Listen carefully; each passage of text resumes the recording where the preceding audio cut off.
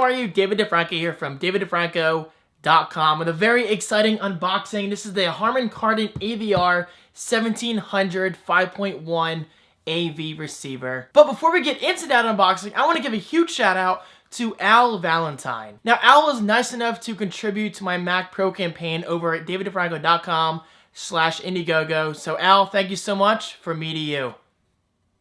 Namaste.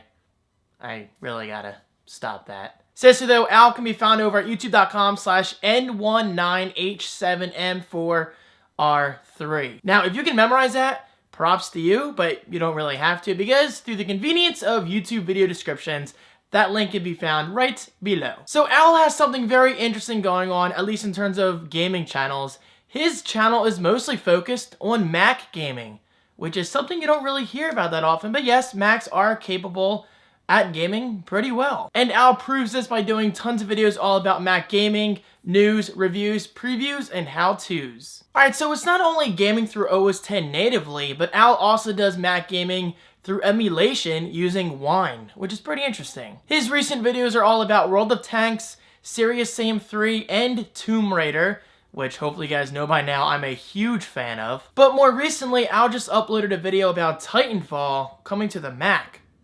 Is this true? Watch this quick clip to find out. Now that the game is coming to Mac, you might be wondering how is it possible the game runs DirectX? Although that's not a problem. Remember, the game uses the source engine from Valve. And that means it's a DirectX 9 game, probably with some DirectX 10 or DirectX 11 features tacked on, as they've done before. I honestly love what Al is doing. He's taking a familiar scene of gaming, but focusing on the Mac side of things. And I give him full props for that, because I'm obviously an Apple fan. I love the brand, I love the products, their culture. So Al, keep up the awesome work. And finally, do not forget, his link can be found right below. Subscribe and check him out. So getting to the point of today's video, again, this is the Harman Kardon AVR 1700 receiver, because hopefully, as most of you know by now, my Onkyo receiver has... No, it hasn't farted. That was the right... That was... Not, yeah, Dave, that was the right... So what am I saying? That was the wrong sound to use. But you guys get the point. The Onkyo receiver is pretty much dead. And oddly enough, the video works perfectly fine via HDMI. It's just the audio that doesn't work. And yes, I've tried rerouting the audio from HDMI to optical, and that still doesn't work. I'm not sure why. It's a common issue with that particular receiver. Just Google Onkyo audio not working, and you'll see a ton of other people having the same issues. So I've loved Onkyo for a while, but because they're having so many issues, that kind of convinced me to look elsewhere. And that's where Harman Kardon comes into the picture. So this costs about $300, which is not bad at all for a starter receiver. So that's definitely something you want to keep in mind, that this is an entry-level receiver. This is not a professional receiver by any means, but it is very good at what it does. It's 5 times 100 watts of audio, 6 HDMI inputs, 6 HDMIs. That's a lot of inputs. It has a USB front panel jack, and it has native AirPlay support, which I'm very interested in comparing to AirPlay on the Apple TV. Never cut towards you like I am now. This is clearly a very big box. So let me just get it out and then do the rest. Alright, so included, really, I'm going to have to bend down here. We get a remote. Let me see. Which has an interesting shape. Look at that. It starts from big and ends at small. I don't know. I just think that's rather interesting. But it's a remote, so it's nothing too exciting. Power cord, which is obviously required. I'm hitting the box there. Antenna. This, I'm not sure what it is. I'll have to find out. Looks like another antenna of some kind. I don't know. Batteries for the remote, AAA's, 3 of them. Another cable. This might be I don't know. I'm not really sure. I'm not a receiver expert. I like to learn things on my own. And finally, manuals, which I will not be reading most likely, because I like to learn things myself, like I just said. Alright, let's do this very carefully without breaking anything. Are we clear? We're clear. Let's do this. Dear Lord. This makes me nervous.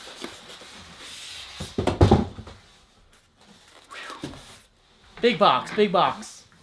Hopefully I'm still in focus. Doing this with my T4i is kind of tough since it's such a large item. I'm going in and out in terms of focal length. Alright, taking off the foam. Oh, by the way, I've heard from several people, at least in terms of people on Facebook, over at facebook.com/DavidFranco. Follow me if you want to. As well as Amazon customer reviews that Harman Kardon receivers kind of have a warm sound to them. So apparently that's a good thing. Again, I'm not an audio expert by any means, but I do appreciate good audio and good hardware. And let me just say this one more time. I made this very clear in my Xbox One collection video. Video games, movies, music, any form of entertainment via your TV speakers is just terrible. So it just makes me sick just thinking about it. I need at least 5.1 surround sound with some good bass and I don't know. For example, I've been playing Titanfall and I just can't get too into it without my surround sound. And ironically, my Anki receiver died, I think like a week or two before Titanfall came out. So I was like, really? That's just terrible timing. And I didn't want Onkyo to fix it because apparently they wanted like $150 to $200 just to fix the receiver. That cost me about $250. No, thank you. I'd rather pay $300 for a brand new receiver, a more trusted brand as far as I'm aware. There you go. All right. The receiver is revealed. There you go. Pretty typical footprint size. I mean, it's pretty large. Although I gotta say it's not as heavy as my Onkyo receiver. I read something online about Harman Kardon not using a typical power supply, or a traditional power supply, I should say. Not really sure what kind of difference that makes besides weight, or maybe heat. Maybe it creates less heat. I love that feeling of taking out that thin plastic. Beautiful. All right, here's a sticker, which I'm going to take off right away because, as you guys know, my Anki receiver sticker was on there for years. Literally years.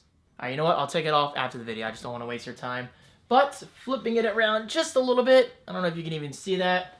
It's 5.1 channel network connected AV receiver with AirPlay, which is awesome. Logic 7 V-Tuner DLNA, which is nice. Dolby Digital, obviously.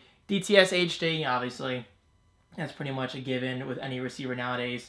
There's a setup microphone, which is what I was trying to think about. Say before, I just couldn't think of the word calibration, but it was just skipping my mind. That might be what this is for, actually. And yes, that's exactly what it is. I've never used a calibration mic before. My dad has on his, I think, Yamaha receiver, but I've never done this before, so I will try this when I'm setting it up. So you just plug it in, and apparently this microphone listens to the ambient sound of when, or the levels rather, that's probably a better word, when the receiver outputs testing sounds. Okay, so continuing, I met my limit on the T4i. Putting that aside, let's flip the receiver around. Oh wait, hold on. Let's concentrate on the front first, because I gotta say, the design is hot. I mean, you don't typically drool over designs of receivers because they usually look all pretty similar. But this, in my opinion, has a more flat look going on with matte slash half gloss. Kind of like the Xbox One and PS4, so this will definitely match quite nicely. The top is more glossy. The bottom is, I guess, matte. It looks kind of like brushed in a way. So flipping it around. Don't want to crush my keyboard. This thing's pretty big. We have all of your typical audio connections on the back. We have Ethernet for network connections, 6 HDMI inputs, and 1 master HDMI out. We have coaxial audio, which I haven't used in years, but you never know. It's always good to have that as a backup. We have 3 left and right audio channels. Actually, 1 rec out and 2 audio in, which I don't think I'll really use. We have a main power switch on the back, as well as your AC input for main power, and the subwoofer connection on the very bottom down there, and AM connection with FM as well, which is what one of those cables was. I don't feel like finding it right now. But there you go. That is the AVR 1700 from Harman Kardon.